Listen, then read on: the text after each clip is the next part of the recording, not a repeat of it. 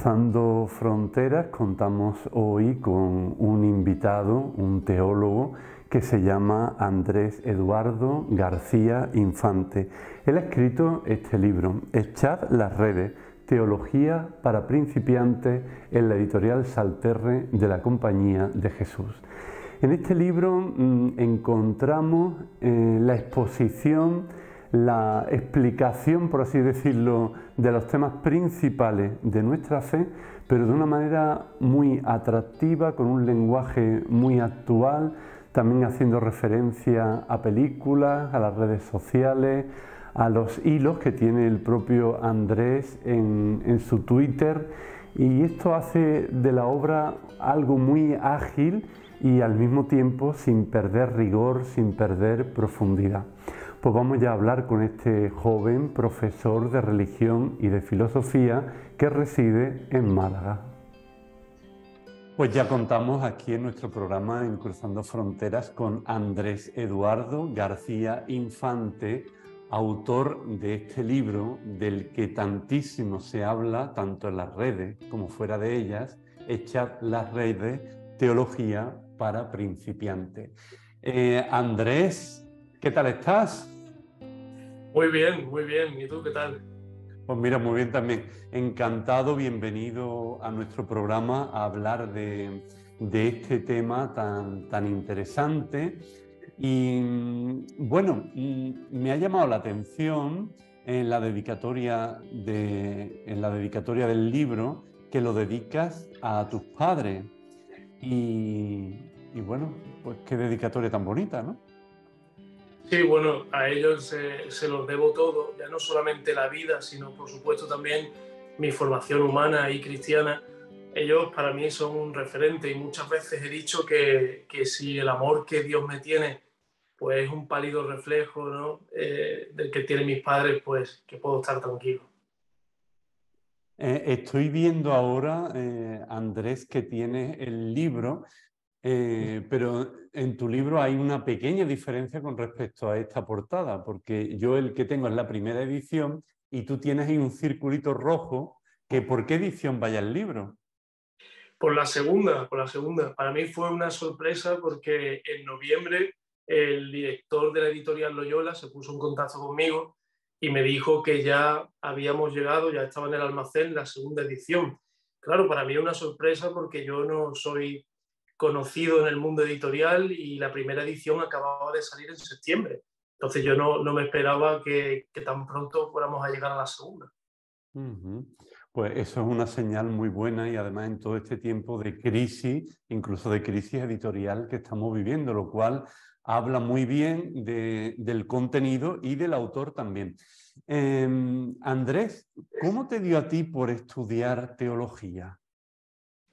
Pues mira, Fernando, yo siempre digo que es como la locura de un enamorado, ¿no? Un arrebato de pasión, más que de cálculo, porque realmente yo estaba estudiando historia en la universidad, mi idea era prepararme para ser profesor, para ser docente, pero siempre había tenido el run de la teología. Lo que pasa es que es lo que sucede muchas veces, ¿no? Te dicen, bueno, tú, si por lo menos de momento no te vas a ordenar y no vas a ser sacerdote, ¿qué vas a hacer con esto? ¿Qué salidas tienes? Está muy difícil el profesorado de religión. Todo eso me frenó durante algún tiempo. Pero es verdad que conforme iba avanzando en la carrera de historia, que bueno, me gustaba, pero vi que no era realmente mi sitio, no era mi lugar. Así que me lié la manta a la cabeza, di el salto y yo creo que es de las mejores decisiones que he tomado en mi vida. Ujú. Claro, y porque muchos de los que se acercan al libro, claro, no saben si Andrés Eduardo García Infante es el padre Andrés o es un laico, como es en este caso, ¿no? Pero bueno, después de todo esto también seguiremos hablando porque hay algunas sorpresas a lo largo de este programa, pues que inciden en todos estos aspectos. A mí hay un tuit, bueno, un tuit no, el perfil tuyo en Twitter en el que tú pues, te presentas y dices profesor de la Iglesia Católica, profesor de religión y filosofía, profesor del CSET y la Escuela Teológica Diocesana, cofrade, nazareno y hombre de trono. Vamos a empezar, si te parece, por el final, aunque luego yo creo que algo lo vamos a retomar también. Sobre todo para aquellas personas que no estén tan familiarizadas con la religiosidad popular, ¿qué es eso de hombre de trono? Bueno, Hombre de Trono, aquí en el sur, concretamente en Málaga, porque es verdad que en otras ciudades, como por ejemplo Sevilla, se llama costalero de otra manera, pero los hombres, también mujeres de trono, somos aquellos que portamos, pues bueno, esas, para que se me entienda, esas andas grandes, ¿no? Esos tronos que se llaman, donde se llevan las imágenes de Cristo o de María en la Semana Santa. Ujú. Y bueno, también apareces como profesor, eres profesor en un instituto y después también en los centros teológicos diocesanos, ¿no es así? Sí, yo doy clase en secundaria y bachillerato en dos coles, en el León 13 y en el Colegio La Colina, los dos aquí en Málaga. Y bueno, eso llevo ya años dando clases de religión y desde el curso pasado de filosofía e historia de la filosofía. En la Escuela Teológica Diocesana San Manuel González, la sede de Mijas, Costa, llevo también bastantes años. Es una escuela de agentes de pastoral, ¿no? Para formar agentes de pastoral. Y desde este curso, pues bueno, me he estrenado como miembro del claustro del CSET, del Centro Superior de Estudios Teológicos San Pablo, que depende de la Facultad de Teología de Granada y de la Universidad Loyola, en definitiva. Ujú. Por cierto, estamos escuchando ahí un canario que canta estupendamente, ¿no? Sí, y además se llama Crisóstomo. Ah, mira, mira qué propio el nombre. Equipo de oro, sí, sí. Bueno, pues si te parece ahora vamos a darte una pequeña sorpresa, nos vamos a ir hasta Madrid porque hay alguien que quiere lanzarte una pregunta. Padre Fernando, le saluda mi amigo el Fray, soy Fray Marcos Julio García Sánchez de la Orden de Predicadores Dominico. Desde nuestro oratorio quiero saludarle y extenderle el saludo a ese entrevistado que tiene, a mi querido Andrés, que busca por encima de todas las cosas usar de buena manera los medios de comunicación, en específico las redes sociales, para evangelizar. Enhorabuena por su libro, le he dado una miradita por encima, lo quiero tener en texto, así como que cuando uno huele el libro, ¿no? Soy de los pocos que lee digital, sino me gusta pasar la página. Bueno, nada, de nuevo, enhorabuena Andrés por esa entrevista que te están haciendo. Te saludo desde Madrid, desde este oratorio, donde rezamos los frailes. Y quisiera preguntarte, ¿cómo te dio un joven, cómo le ha dado por predicar, por evangelizar en las redes? ¿Y cómo es esto de teología para principiantes? ¿Qué es lo que más se te ha hecho difícil, sobre todo en el trabajo con los jóvenes de hoy día, que me consta que es cuesta arriba, pero que el Señor da la gracia? Pero me gustaría conocer mucho más de tus propios labios, de tu propia boca, cómo haces, y de dónde nació esa iniciativa de hacer teología y de hacer pastoral juvenil y evangélica a través de los medios de comunicación de las redes. Un abrazo y recuerda que hay esperanza. Bendiciones. Muy bien, pues Fray Marcos, es una alegría de verdad volvernos a encontrar. Además, he colaborado contigo en alguna ocasión para la Orden de Predicadores y bueno, de verdad que es un placer. Pues mira, yo diría que el trabajo con los jóvenes es lo que a mí particularmente me ha ayudado a hacer una teología aterrizada, porque es verdad que nosotros corremos el peligro a veces de perdernos la abstracción. Es casi como en el Tabor, cuando los apóstoles dijeron al Señor, qué bien se está aquí, vamos a hacer tiendas, pero Jesús dice, vamos a bajar, ¿no? Vamos a bajar. Pues para mí, ese tirón hacia abajo, ese vamos a bajar, me lo han dado los jóvenes, porque muchas veces nosotros pensamos la teología en unas coordenadas academicistas que son necesarias, que duda cabe, pero es en el día a día confrontándote con las inquietudes reales pues de los chicos y de las chicas que llenan nuestras aulas o la catequesis. Ahí es cuando te das cuenta o mejor dicho, ahí es cuando tomas el pulso realmente de las dudas que hay en el pueblo fiel y también en aquellas personas que no tienen pues una experiencia de iglesia o una vida de fe, pero que sienten esas inquietudes, ¿no? Acerca de Dios o del mensaje cristiano. Entonces, yo creo que ahí, en esas preguntas, de hecho, en el libro hay alguna pregunta, como por ejemplo la de si van los perros al cielo, que algún alumno me lo ha hecho, que puede parecer un tema así baladí, pero no lo es en modo alguno, porque te llega un chaval a clase un día, el pobrecillo pues acongojado, y te dice, profe, es que se ha muerto mi perro, que llevaba toda la vida con nosotros, y surge espontáneamente decir, ¿van los perros al cielo? Pues oye, esa pregunta a mí me ha dado la posibilidad de profundizar y de explicar la escatología cristiana, ¿no? Propiamente dicho. Pues yo creo que también precisamente gracias a tus alumnos se ha ido articulando el libro en diferentes colecciones de pequeñas unidades temáticas en torno a la fe, en torno a esas preguntas también que con frecuencia y que tú ahora mismo pues aludías a ellas. Hay unas vigas maestras en este libro que son tus hilos en Twitter. Y yo creo que tú ahí además terminas el libro con una cita muy, muy bonita y muy positiva sobre las redes sociales y sus posibilidades para evangelizar. Y cómo tú mismo también ahí te has sentido confrontado, en el buen sentido, ¿no?, con creyentes, agnósticos y también con ateos. Sin duda, yo estoy firmemente persuadido de que el espíritu nos impulsa al océano digital. De hecho, el Papa Francisco también nos llamaba pues, a crear y a consolidar una pastoral digital, porque hoy día los nativos digitales están ya ahí y de hecho lo que no existe en Internet no existe. Es algo que para ya las nuevas generaciones no es algo significativo. Por lo tanto, yo creo que la presencia cristiana, una presencia que lleve la alegría del Evangelio, pero con naturalidad, no con impostura, ni juicios condenatorios, ni una forma de cavar trincheras, ni de basarse aquí en, yo que sé, a ver quién puede más, en peleillas dialécticas a mayor gloria del ego, porque en definitiva es lo que son, ¿no? Sino de una forma natural, lo mismo que comentas en la última serie que estás viendo, el libro que estás leyendo, pues que también aquello que da sentido profundo a tu vida, que en este caso es la fe en Jesús, pues que también pueda tener su espacio en ese foro público. Además, tenemos que pensar una cosa, redes sociales como por ejemplo Twitter o YouTube, ¿no? y plataformas así nos permiten interactuar con personas de cualquier rincón del planeta y confrontarnos con dudas e inquietudes de personas con sensibilidades muy distintas a las nuestras, ¿no? Y yo creo que eso es una riqueza y ahí también tiene que estar la luz del Evangelio.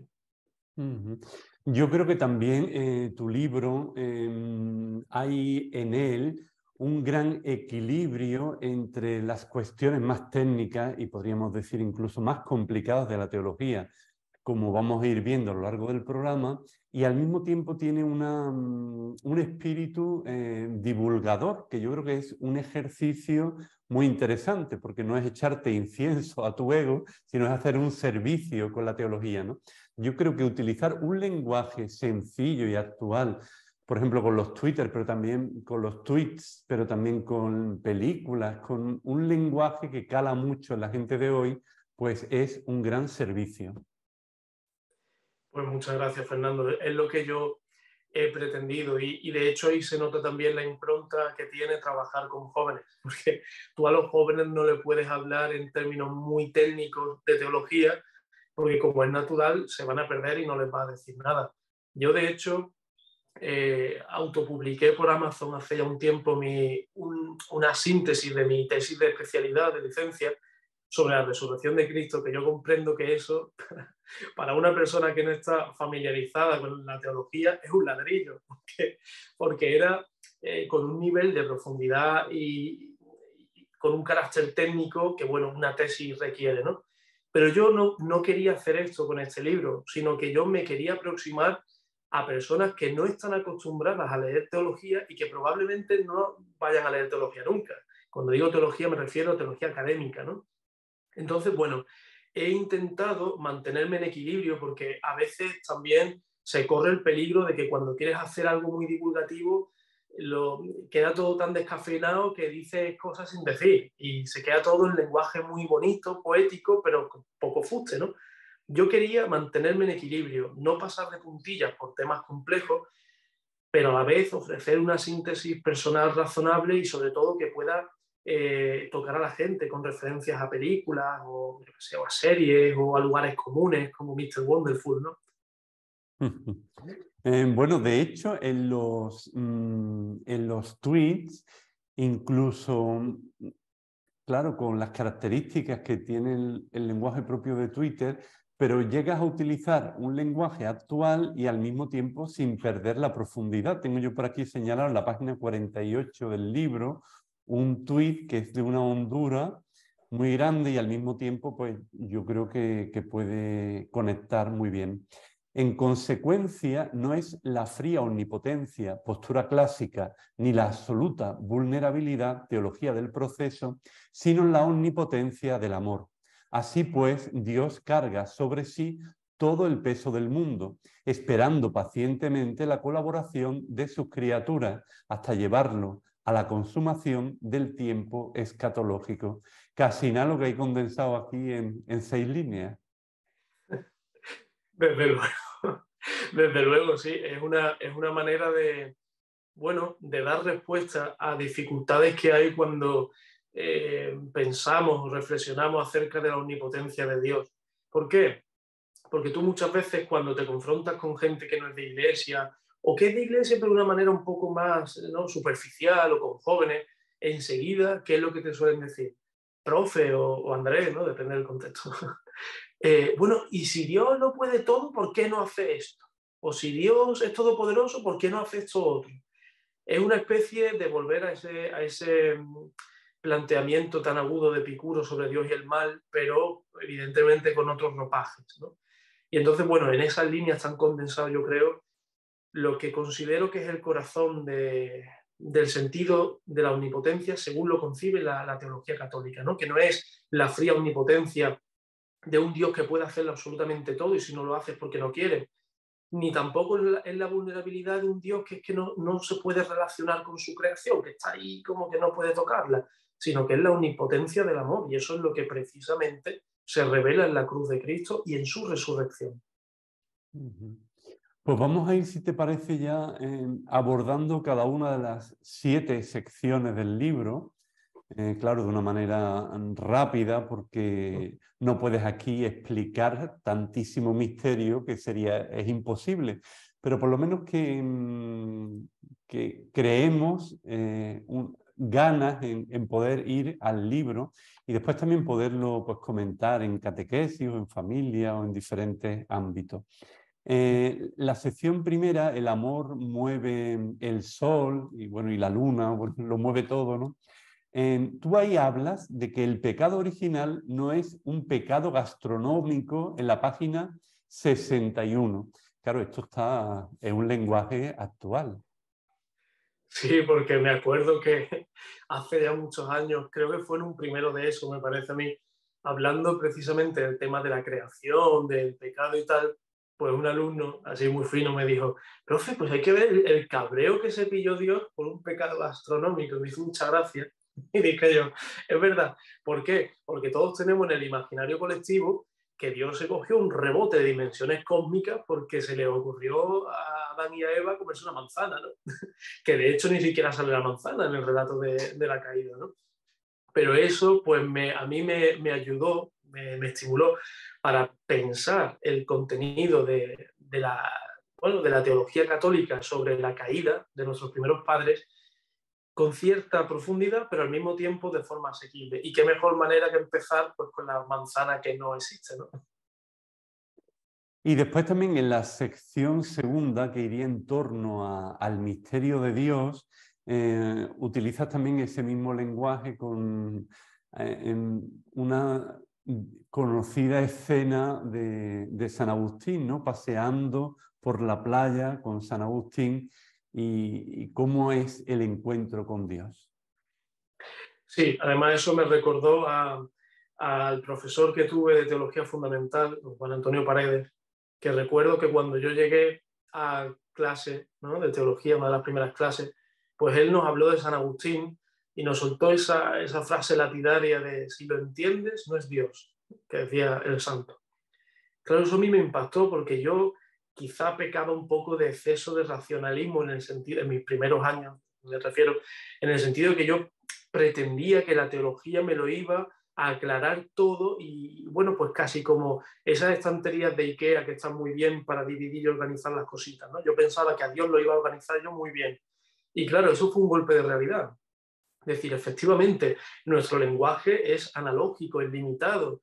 El propio Concilio Cuarto de Letrán nos dice que hay mayor desemejanza entre Dios y criaturas que semejanza. Y eso es un correctivo muy bueno a nuestra teología, porque es verdad que en Occidente tendemos más a la teología de tipo de la diapositiva, ¿no? Decir qué es Dios. Dios es esto y esto y esto y esto.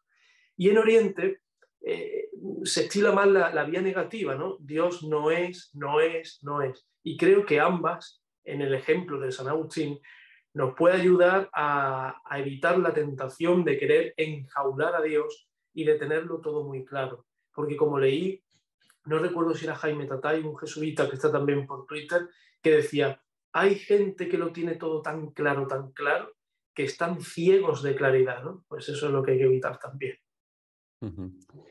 Y ahí también en esta sección segunda haces una alusión a una película de 2017, La cabaña. Sí, efectivamente, una película que además yo suelo trabajar en segundo de bachillerato, en religión, porque ya tienen un nivel los niños un poquito más avanzado. Y es verdad que yo recuerdo que en su día, porque esa está basada en un libro, la película esta, causó impresión, no vamos a hacer spoiler aquí a los que nos estén viendo, pero causó impresión por la imagen de Dios Padre, ¿no? Que se transmite, por ejemplo, allí, ¿no? Y esa película pues me ayudó a mí a reflexionar sobre los conceptos de paternidad y maternidad en Dios, ¿no? Bueno, pero Dios, ¿qué es? ¿Padre o madre? Dios se puede representar de las dos maneras.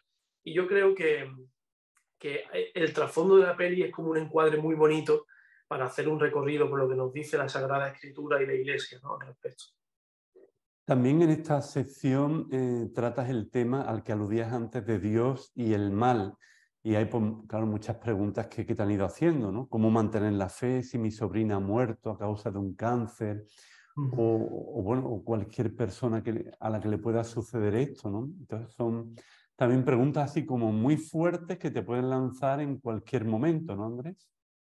Sin duda, yo creo que el temazo, usando el lenguaje de los jóvenes, el temazo al que tiene que hacer frente la teología es a la cuestión de Dios y el mal, ¿no? Y esto también hemos tenido una fuerte sacudida cuando la pandemia y todo esto. Es la gran pregunta, de hecho. Mucha gente dice, bueno, si Dios, tal como lo presentáis vosotros, es bueno, es misericordioso, es todopoderoso, ¿por qué suceden tantas calamidades en el mundo a nivel natural, a nivel de la voluntad humana, de la libertad, etcétera? Entonces yo, siguiendo a diversos autores, y también hay Agustín Echevarría hace una presentación muy buena de Santo Tomás actualizada sobre la cuestión del mal, yo quise descalzarme como Moisés, ¿no? Porque esto es tierra sagrada, esto es el misterio y hay que andarse con mucha prudencia, pero quise dedicarle un capítulo a responder o a intentar al menos con seriedad una cuestión que no es menor, ¿eh? No es menor en modo alguno, porque todo ser humano se confronta en definitiva con la terrible realidad del mal, ya sea el mal moral, es decir, el mal uso de la libertad humana, o el mal físico, como la enfermedad o la muerte. Y creo que los creyentes nos jugamos mucho de nuestra credibilidad si no sabemos por lo menos, no digo tener las respuestas, porque las respuestas en esta vida no las vamos a tener todas, pero sí por lo menos plantear la cuestión con seriedad, con rigor, con profundidad y con respeto a la persona que sufre y viene a nosotros, ¿no? También dentro de esta segunda sección, en la página 101, hablas de la indigencia de Dios, cómo se conecta la eternidad propia de Dios y la temporalidad. Sí, eso es un tema que además me pareció muy interesante. Lo leí en una entrevista que le hicieron al Papa Emérito Benedicto XVI y él hablaba pues de una devoción que hay en Alemania, en su tierra natal, ¿no? Que es sobre la indigencia de Dios o el trono de misericordia, que se ve el Padre abrazando a Cristo, ¿no? Crucificado. Entonces, a mí me parecía muy interesante este tema, que tiene raíces en la patrística, por supuesto en la Sagrada Escritura, porque hay gente que todavía concibe a Dios al modo apático, como el frío Dios de los filósofos. Y no es que vayamos a establecer un abismo entre el Dios de los filósofos y el Dios de la fe, pero debemos salvaguardar las paradojas y correspondencias, es decir, no son totalmente asimilables, porque el Dios que se ha revelado es un Dios que sufre, que se abaja, que se conmueve, ¿no? Que experimenta, bueno, pues esos antropomorfismos, lo que viene a poner en evidencia es que somos imagen y semejanza de Dios y que Dios se deja afectar por el sufrimiento, pero no por imperfección de su ser divino, sino precisamente por la perfección del amor, ¿no? Si decimos que Dios es amor, ¿cómo vamos a decir que Dios es impasible y no sufre? Si precisamente la perfección del amor consiste en compadecer con el amado, ¿no? En hacer tuyo el sufrimiento de tu amado. Pues vamos a continuar el programa y ahora vamos a irnos hacia Ronda, porque allí hay otro amigo que quiere hacerte una pregunta. Muy buenas, Fernando. Buenas, Andrés. Después de haber leído el libro de Andrés, Echar las redes, pues da la impresión, como le dije en Twitter, que los que tenemos la suerte de ser su amigo parece que estamos charlando en un cara a cara con él. Hablar con Andrés y leer este libro es como echar un rato de charla apasionante sobre teología con él. Y si algo ayuda a este libro es a que cuando uno le pregunta sobre la teología y los teólogos, la gente se cree que son, primero, sacerdotes, segundo, personas como muy mayores que están como encerradas todavía estudiando. Y no, con Andrés te das cuenta de que la teología es abierta, muy amplia y que puede tratar todos los temas, ¿no? Y uno de los temas que más me ha gustado, junto con el de María en el libro, es el tema de la Navidad, en el que Andrés habla desde la propia experiencia de cómo la Navidad es la fiesta de cumpleaños sin el cumpleañero, ¿no? Y yo le quería preguntar a Andrés, ¿no? ¿Cómo nos ayudaría tu libro a vivir mejor la Navidad? ¿Cómo podríamos celebrar mejor el nacimiento de Cristo con las pautas que tú nos das en tu libro? Pues muchas gracias a los dos. Bueno, Juan Carlos, qué sorpresa, me alegra mucho verte y además que sabes que siempre me da mucha alegría porque si yo digo que hay alguien que encarna bien la alegría del Evangelio, ese es Juan Carlos. No lo vas a pillar triste nunca. Yo en los años que lo conozco todavía no lo he visto de más joven en ningún momento, que no digo que no los tenga, ¿no? Pero es que es verdaderamente una alegría verlo. Bueno, pues nosotros tenemos la Navidad todavía muy reciente, de hecho tengo todavía el turrón ahí que no me baja y a ver si dejo de ser ya socio capitalista del gimnasio, porque pago y no voy, y decido ir ya, efectivamente, que me va a tocar. Pero, ¿cómo celebrar cristianamente la Navidad? Bueno, la Navidad es la fiesta de la alegría por antonomasia, ¿no? Y está bien que así sea. Y yo creo que es la fiesta familiar que todos tenemos grabada en el corazón desde nuestra infancia. Pero es cierto que la Navidad se ha ido desfigurando, ¿no? Con todo esto, ya no solo el neopaganismo, sino también el consumismo. Al final, como leí una vez, y me pareció muy gracioso, no recuerdo quién lo dijo, se había convertido la Navidad en una fiesta de cumpleaños en la que se invita a todo el mundo menos el cumpleañero, y es verdad, ¿dónde está Jesús? ¿No? Nos hinchamos a comer, a beber, nos regalamos cosas, pero Jesús cada vez está más ausente. Entonces yo propongo en el libro una vuelta a Belén, una vuelta a Belén. ¿Por qué?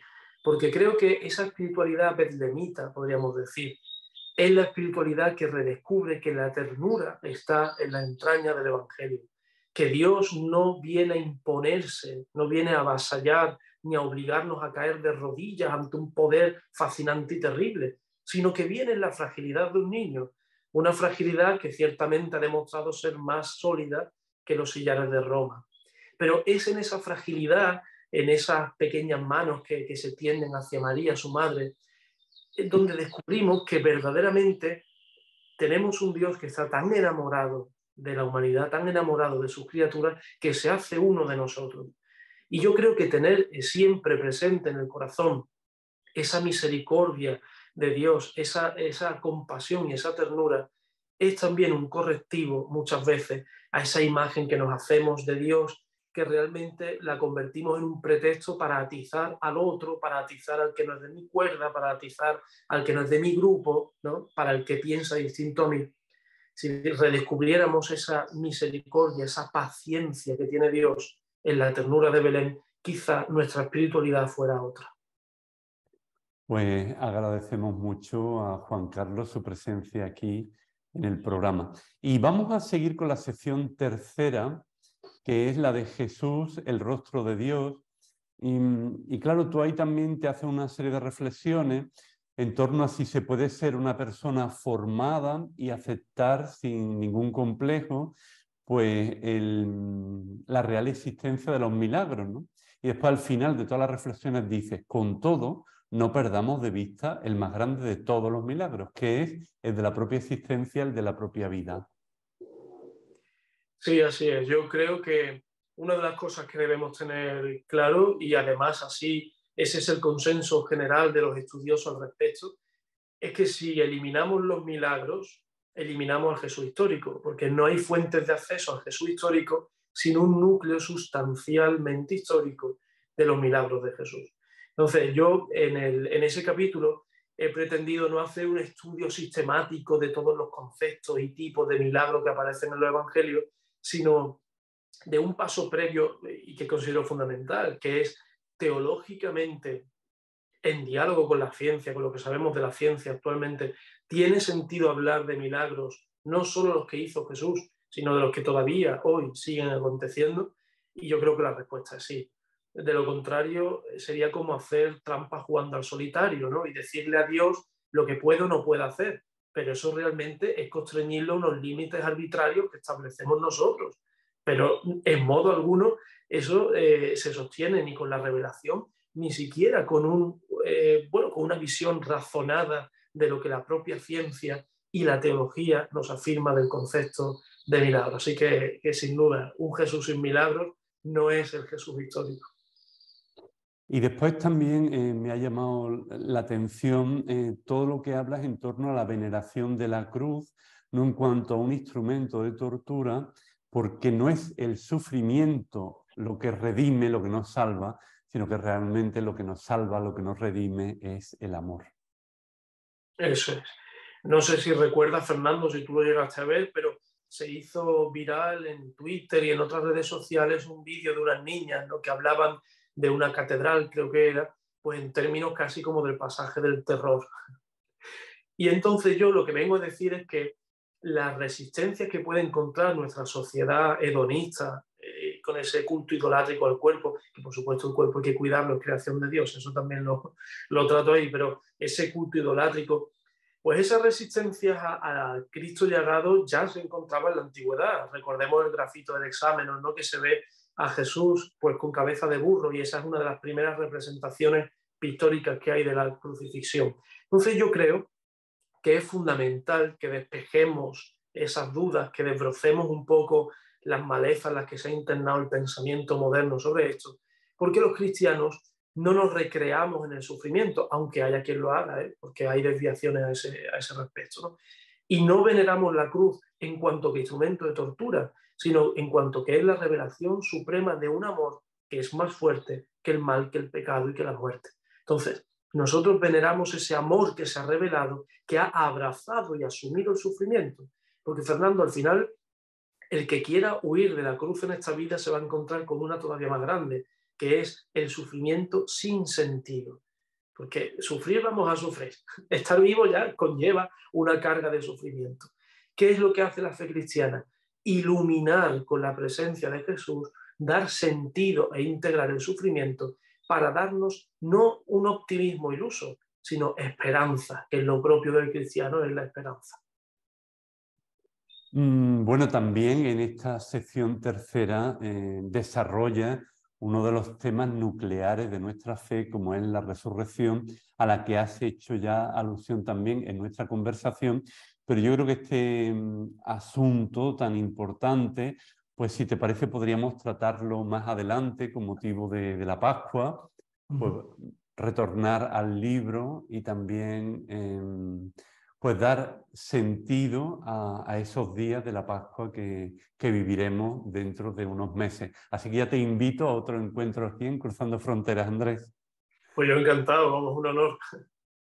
Pues en la sección cuarta, que trata María, la llena de gracia, Aquí, después de haber leído la sección, más que una pregunta concreta sobre el texto, yo te preguntaría que ¿quién es para ti vivencialmente María? Bueno, pues esa es una buena pregunta. Para mí, María es, y fíjate que va a sonar atópico, pero es que es mi madre. Y yo creo que no hay palabra más bonita que la de madre, ¿no? De hecho, recuerdo mi infancia, yo me crié en el Colegio San José de la Montaña, de las Madres de Desamparados, de la Madre Petra. Y desde bien pequeñito ya nos enseñaban la oración el mes de mayo, pues las flores a María. Entonces, para mí, María es sobre todo eh, mi madre, es también paradigma de esperanza, porque si nos paramos a fijarnos bien en el dogma mariano, ¿no? Las proclamaciones dogmáticas, en definitiva no son privilegios que quedan para ella y punto y se acabó, sino que es el fundamento de nuestra esperanza. María es una de nuestro linaje. La pobre de Nazaret es una mujer en todo el término de la palabra, pero una mujer que ya ha sido redimida en plenitud, que ya se encuentra pues en ese día sin ocaso en el que toda la humanidad esperemos que podamos entrar, ¿no? Tras la consumación de esta vida. Entonces, para mí, vivencialmente, María es mi madre y es, yo diría más, es la madre de la esperanza. Pues vamos a continuar y ahora vamos a conectar con la mismísima ciudad de Málaga, porque allí tenemos una amiga común que también quiere entrar en la conversación. Muy buenas, Andrés, y muy buenas, Fernando. Una vez más aquí en Cruzando Fronteras. Un placer estar contigo, Fernando, de nuevo, y un placer estar en esta ocasión, además, en la compañía maravillosa de Andrés García Infante, con quien comparto, entre otras cosas, claustro en el Centro de Teología San Pablo de Málaga. Me gustaría preguntarte, Andrés, bueno, primero, antes de nada, darte las gracias por este maravilloso libro, que yo sé que es una herramienta indispensable para que muchas personas se acerquen a la teología, se acerquen a conocer más a la Iglesia y al Señor a través de pequeñas preguntas y respuestas que tú vas facilitando de una manera tan coherente. Lo estoy disfrutando mucho y me gusta mucho ver en él reflejada parte de esa faceta tuya tan provechosa como es tu testimonio y tu misión en redes sociales. Pero aparte de los estudios, aparte de la parte de la vía académica, que es bueno, pues tan visible, ¿no?, en tu persona, como alguien pues que profundiza tanto en ese aspecto de los estudios teológicos, me gustaría, en relación a la frase de San Ignacio de Loyola, no solo el saber arte satisface el alma, sino el gustar de las cosas internamente. Preguntarte también, pues, ¿qué otras cosas, aparte de esa vía académica, te llevan a Dios? Porque sé que entre ellas se encuentra la vía de la belleza que tú cultivas en todo lo que haces. Lo vemos también en tus redes sociales, a través, pues, de la religiosidad popular, por ejemplo, podría ser una de ellas. Cuéntanos más de qué es lo que gustas en tu alma, en tu interior, y que también te lleva a Dios.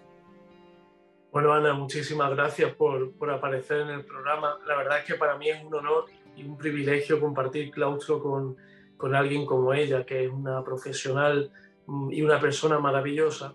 Y me ha gustado mucho su reflexión. Ciertamente, la teología hay que hacerla de rodillas. La teología no es un discurso académico más, no es un ejercicio intelectual que queda en el tablero de la abstracción. La teología, sin un encuentro personal con Jesús, sin un tratar de amistad, como diría nuestra amiga que está aquí, Santa Teresa, con quien sabemos nos ama, pues no tiene sentido y fundamento.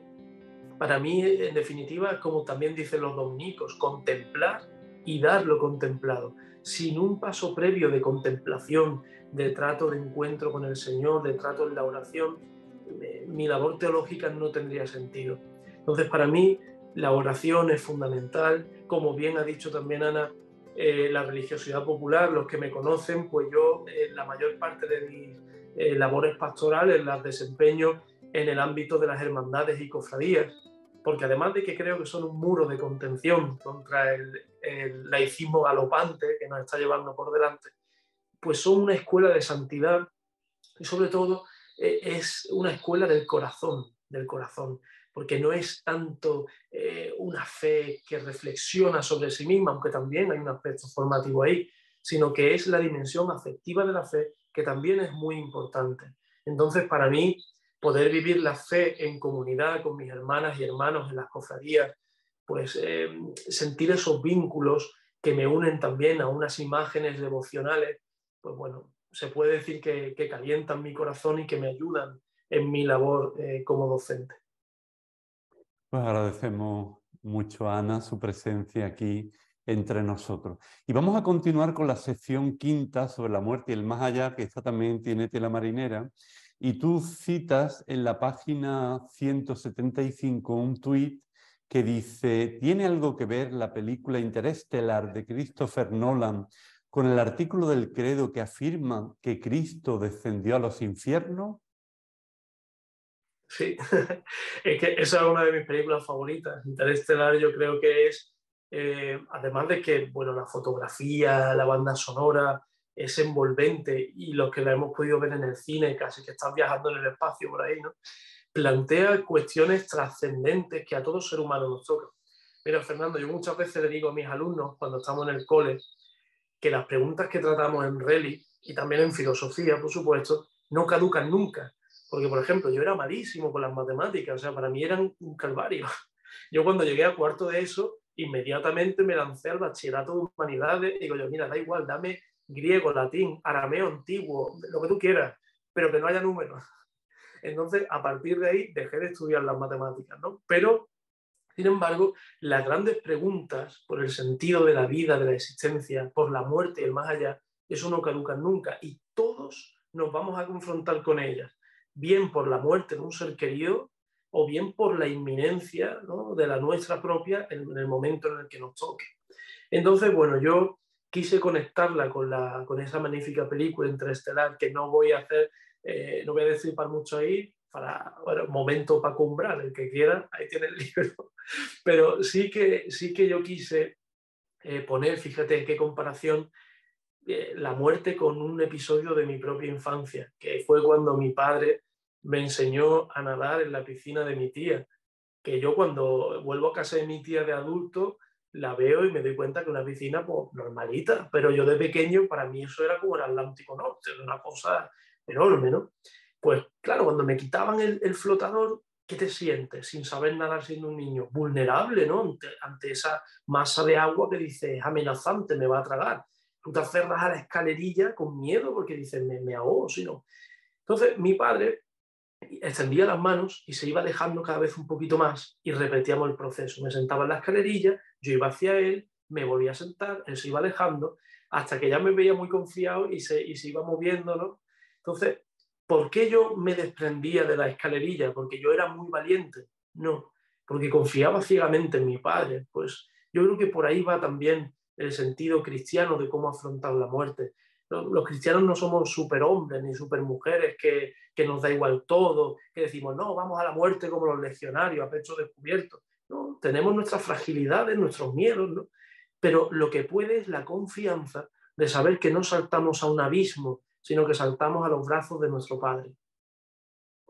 Y también aquí en esta parte pues tienes citas muy interesantes, por ejemplo, de este beato, del beato Carlo Acutis, patrono casi de Internet, y con una pregunta: ¿van los perros al cielo? Porque Carlo Acutis amaba mucho a los perros. Y bueno, yo creo que este tema, aunque alguna gente se ría o tal, pero es muy importante para muchas personas. Sí, totalmente, totalmente. Yo creo que todos los que tenemos o hemos tenido perros, bueno, quien dice perro, casi general, ¿no? Pero los perros casi como el arquetipo, pero que no se me enfaden los de los gatos, que también. Pues, pues nos damos cuenta de que cómo puedes llegar a querer tanto a una criaturilla, ¿no? Entonces, esto tiene que ver con la esperanza de que lo que amamos en esta vida de alguna forma no se pierde. Pero es que incluso voy más allá. Es que este tema que puede resultar, como decíamos antes, un tema menor de, bueno, ahora, los perros, los gatos, los loros, las tortugas, ¿va? Es que toca de lleno la escatología cristiana, Fernando. Pensemos que todavía hoy hay muchos cristianos, incluso cristianos formados, que consideran que la escatología católica lo que dice es que todo se acaba con el alma humana, o para arriba o para abajo, ¿no? Pero todo es como una especie de portal wifi. celestial, todo es espiritual y punto. Sin embargo, la teología cristiana habla de la resurrección de la carne, habla de que Dios es creador también de la materia y habla también de que tras estos dolores de parto del proceso evolutivo, porque la creación es evolutiva, Dios lo transfigurará todo, y todo es todo el cosmos. El propio Papa Francisco, en su encíclica Laudato Si, habla de que todas las criaturas gloriosamente transfiguradas ocuparán su lugar. Por lo tanto, podemos apreciar que no es una cuestión de decir, bueno, mi perrito Pepito va a ir al cielo, sino que es una cuestión todavía mayor, que quiere decir, el universo, con toda la maravilla que se ha ido desplegando, las formas de vida, ¿no?, en este sistema evolutivo, ¿está destinado a desintegrarse en la nada? ¿Es un escenario pasajero para que el alma humana vaya a un sitio o a otro? ¿O por el contrario, el cosmos entero está destinado a transfigurarse en la gloria de Dios? Pues ahí es que nos jugamos también mucho, como puedes observar. Pues sí. Andrés, ¿podríamos decir, y tú lo incluyes en esta sección quinta, que está el infierno pasado de moda? Pues mira, yo creo que somos muy pendulares, ni Juan ni Juanillo. Hemos pasado quizás de épocas en las que el infierno estaba a la vuelta de la esquina e incluso se ha podido usar las imágenes del infierno para someter, dominar, manipular incluso, ¿no?, violentar conciencias, pero qué duda cabe que la realidad del infierno es una realidad revelada. Debemos ser muy prudentes porque es un tema muy serio, no se puede banalizar. Inmediatamente hay los que te están hablando ya de que aquello es como una especie de horno en el que estás tú con los churrascos ahí, ¿no? O los que inmediatamente te dicen, no, el infierno no existe porque Dios es bueno. Eso es una falacia, ¿no? Eso es como extrapolándolo torpemente. No, es que no se puede suspender a los niños porque el profesor es bueno y los niños son buenos. Eso no tiene nada que ver, ¿no? Pues la realidad del infierno es una realidad profunda, que supone también un drama para el propio creador, porque supone integrar una voluntad que ha sido hostil, una voluntad que libremente, porque Dios no quiere marionetas, ha rechazado su amor. La Iglesia a todos lo confía a la misericordia de Dios, pero es un misterio que nosotros no podemos indagar más. Lo que sí se nos ha revelado es la posibilidad real, la existencia del infierno. Eso está ahí. Ahora, cuántos puede haber y cuánto no, pues eso es algo que hay que abordar bien. Además, me gustó mucho una cita del cardenal Müller, que también añado ahí en el libro, que dice, en el infierno no es que haya culpas sin perdonar, porque toda culpa ha quedado perdonada en Cristo. El infierno es el contrasentido de no aceptar haber sido aceptado, ¿no? Por lo tanto, no podemos imaginar a un Dios que arbitrariamente manda al infierno a aquel que no le baile el agua, porque eso sería una imagen de Dios grotesca que no tiene nada que ver con el Dios que se ha revelado en Cristo, ¿no? Sino que al contrario es un Dios que respeta tanto la libertad humana que no fuerza a nadie a compartir su propia vida. Y después, continuando con las secciones, la sección sexta está dedicada a la esperanza cristiana y vamos a volver a Mr. Wonderful porque indicas tú que, como señalaba hace poco Miguel Ángel Quintana Paz, un cristianismo sin tradición, sin raíces, se parece a aquellas tazas de Mr. Wonderful, bonitas y graciosas por fuera, pero vacías por dentro. Sí, mira, yo creo que con la noble intención, y me parece una intención buenísima y loable, de hacer atractivo muchas veces el mensaje cristiano y de llegar a aquellos que están un poco más alejados, corremos también el riesgo de convertir el cristianismo en algo descafeinado y acomodaticio que no encienda los corazones. Porque claro, si reducimos el cristianismo a un eslogan de ONG o a un eslogan de esto de la pseudofilosofía de Mr. Wonderful, al final, ¿qué sucede? Que para eso ya hay empresas de marketing mucho mejor que nosotros, que nos van a barrer. O sea, el cristianismo es el de la sufrida esperanza, la esperanza en Cristo muerto y resucitado. La fe cristiana, como yo le digo muchas veces a mis alumnos, no nos vende al Dios ibuprofeno. ¿Qué es el Dios ibuprofeno? El Dios que yo me acuerdo cuando estoy mal, me tomo la pastilla y ya se me pasa. Dios no es una hada madrina. La fe cristiana no suprime ni borra los problemas de la vida, eso es una imagen muy infantil, pero sí que los integra y les da sentido. Y ese es el sentido que nos hace mantenernos en pie cuando todas nuestras certezas y seguridades han caído. Por eso es tan importante tomarse en serio la propuesta cristiana, no descafeinarla, porque al final, yo por propia experiencia lo he visto, cuando lo reduces todo a ese festival de luz y de color, ¿no? Al final el interlocutor dice, bueno, pues esto es una cosa más de las que me están ofertando tantos otros. Pero cuando le muestras el rostro herido de amor de Jesús de Nazaret, ahí es donde se marca la diferencia. Y ya entrando en la última sección, en la sección séptima, que es la de las redes sociales, nos invitas tú. Pero yo os digo en Twitter, amad a vuestros haters. Sí, bueno, es que Twitter, los que llevamos ya años allí, podemos apreciar que bueno, es un lugar muy chulo para interactuar con personas. A mí me ha permitido conocer a gente maravillosa y debo darle gracias a Dios que prácticamente todas, salvo alguna excepción, de mis interacciones son muy buenas, pero también es verdad que favorece también que se convierta un poco en un vertedero en el que viene gente pues, a vomitar bilis o frustraciones, a despersonalizar al otro, porque claro, como lo estás viendo a través de una pantallita y es un usuario, parece que lo que tú le puedas machacar como que no importa, ¿no? Que es como un videojuego. En el videojuego tú puedes ir matando a los muñequitos que no pasa nada. Pues muchas veces hay quien va a modo destroyer por ahí sin tener en cuenta que tras una pantalla hay un ser humano con sus emociones, sus sentimientos, su familia. Entonces, bueno, yo lo que siempre digo es que haters vamos a tener todos, y hasta el mismo Jesús, que es Jesús, lo tuvo. Nosotros que somos unos mindundis no vamos a tener. Pero yo creo que no hay que entrar al trapo ni bajar a ciertos submundos, porque primeramente que no lleva nada. Eso es infecundidad, esterilidad, porque no hay verdadero diálogo. Eso es una guerra de zascas, de memes y bravatas, pues que lo único que evidencian es un narcisismo espiritual mal disimulado. Entonces yo creo que lo mejor es rezar por esa persona que bastante pena lleva ya encima porque el odio es corrosivo. Y bueno, Twitter te da herramientas para alejarla sin necesidad de entrar en esas guerras, ¿no?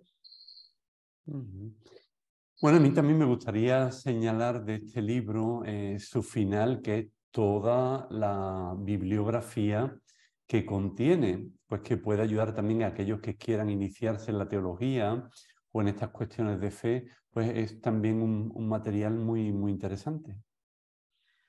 Pues sí, es lo que pretendía, porque en mis años como docente y catequista, muchas veces que te encuentras, ¿no? Que o hay material muy chulo, pero que le falta quizás sustancia doctrinal. Dices tú, bueno, ¿y cómo salgo yo por aquí cuando, por ejemplo, un niño me pregunta esto, o en catequesis te preguntan esto? Tú dices, ¿y ahora qué hago? ¿Cómo lo digo? O te encuentras eso, o te encuentras manuales y libros ya demasiado elevados, ¿no? Pero tú dices, bueno, ¿y podría tener yo una especie de pequeña biblioteca en la que encontrar material que me ayude efectivamente a confrontarme con preguntas, con dudas, con inquietudes? Pues bueno, yo lo que he pretendido es ofrecer una bibliografía. Hay muchas alternativas, por supuesto, esto es una síntesis personal mía, pero ni mejor ni peor, es la mía, ya está.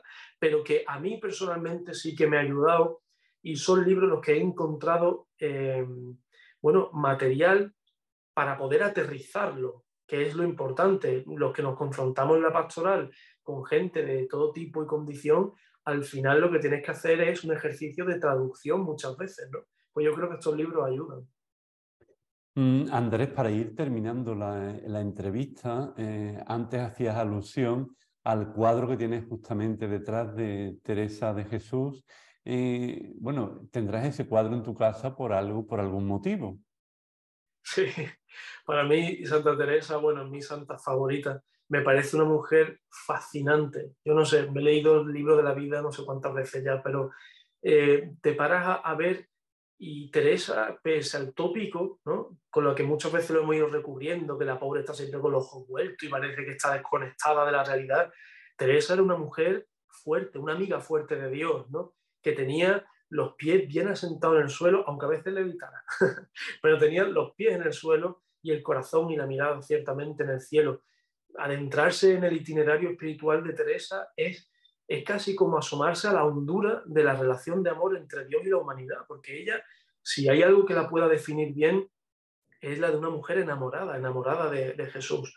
Y para mí es un ejemplo inspirador, sus escritos, sus reflexiones, sus experiencias vitales.